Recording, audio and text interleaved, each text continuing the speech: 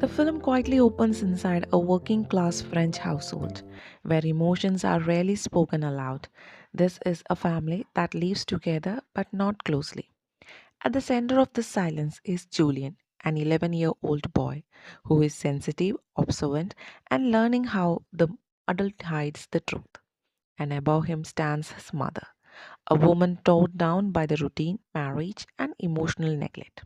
The father is present but absent. He suffers from sudden fainting spells, moments where his body gives up. For mother, this emotional emptiness is suffocating. She is no longer seen as a woman, only as a wife, a caretaker, a function. Her marriage has become quietly lifeless. Julian sees this. He doesn't fully understand it, but he feels it. Julian is a kind of child adults forget to notice. He listens more than he speaks. He watches how his mother moves, how she signs, how her eyes changes when she steps outside the house. Unlike his sister, who is chasing first love, Julian's emotional world revolves around his mother. She is an emotional anchor, even when she doesn't realize it. Then comes the bricklayer, a simple man working near the house. Yet his presence changes everything. And for the first time in a long while, the mother is noticed. He speaks to her differently, looks her like she still matters, bring warmth into a life that has grown cold. Julian notices this instantly, and instead of jealousy, he feels curiosity. Julian begins to observe a subtle transformation of his mother. Her voice softens, her posture changes. She smiles without forcing it. And when the mother needs small excuses, when moments must be hidden, Julian helps. Not because he is told to, but because he wants to protect her happiness. This is where the film becomes deeply moving. Julian is not acting like a child. He is acting like someone who loves his mother enough to step aside. Julian becomes fascinated by the ring and note given to his sister by her boyfriend. But symbolically, this fascination reflects something deeper. To him, objects represent adult emotions love, secrecy, desire, and escape. He begins to understand that adulthood is full of lies, but also full of longings. And his mother stands right in middle of it. Julian never comforts his mother, never asks questions, never demands explanation.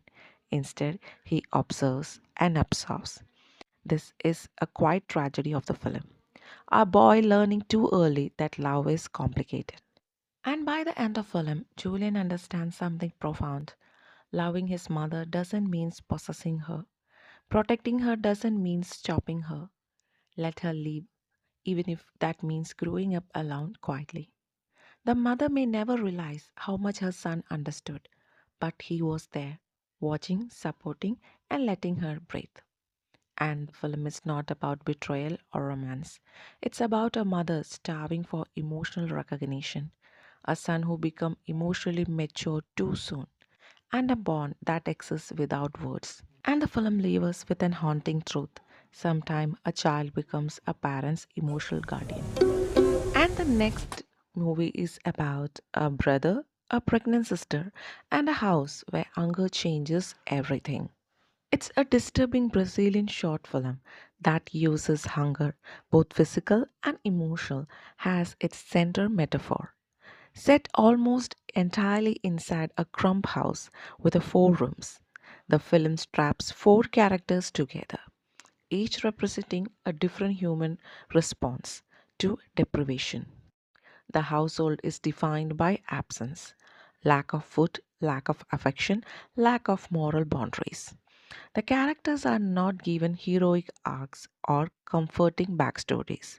Instead, they are reduced to the instincts. And one submits silent, and one is constantly hunger, physically and psychologically. The story unfolds through mundane domestic routines meals, silences, bodily sounds, burps, hiccups, used deliberately to make the viewers uncomfortable. These sounds are not comic relief. They underline how human dignity echoes when basic needs are unmet. Eating becomes an obsession, and the dinner table becomes a battlefield. At the center of this tension, a pregnant sister and her brother, whose relationship crosses deeply unsettling boundaries. And the film does not shows in this act. Instead, it presents it at a symptoms of a larger collapse. In this house, desire replaces reason, and survival instinct overrides social and emotional structures. The pregnancy itself becomes a symbol, not of life, but of consequences and decay. What makes this film disturbing is not a value alone, but a suggestion that hunger creates monsters. Not supernatural ones, but the ordinary people push beyond the restraint.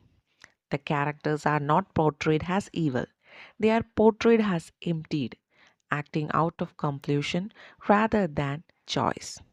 By the end, film offers no redemption. There is no lesson spelled out, no justice derived.